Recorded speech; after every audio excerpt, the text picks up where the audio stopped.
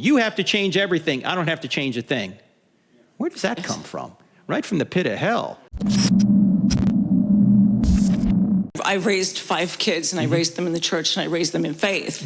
But 3 of them are in that mid-range, in their age. And my eldest one follows the Lord, and my youngest one follows the Lord. But my 3 in between are like, I don't believe he exists. Well, don't forget that God, with a perfect environment and perfect creatures, lost 1/3 of the angels.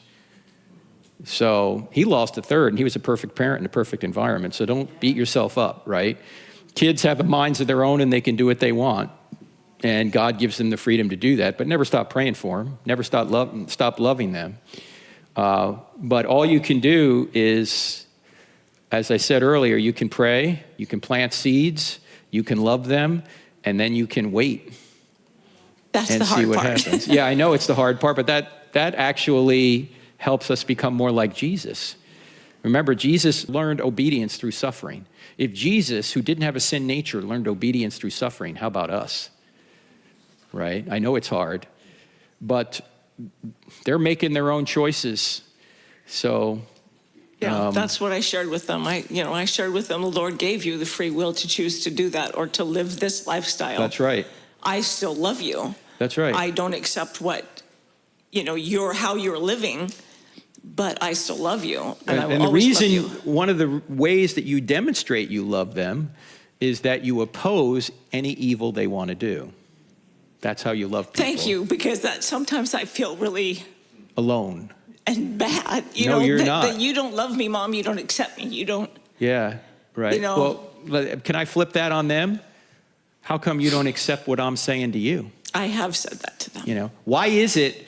You notice this, ladies and gentlemen? Do you notice particularly with the sexual movements in our countries here, that the only people that need to change according to them are the people that believe in the natural, traditional viewpoints about sexuality.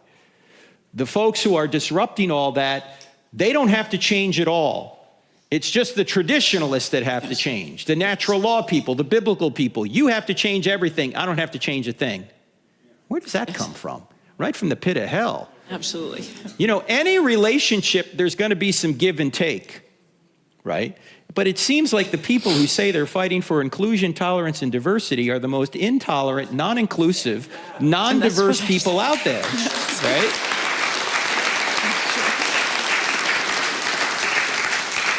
That's because, as we'll see tomorrow in the morning service, inclusion, tolerance, and diversity doesn't mean what you think it means.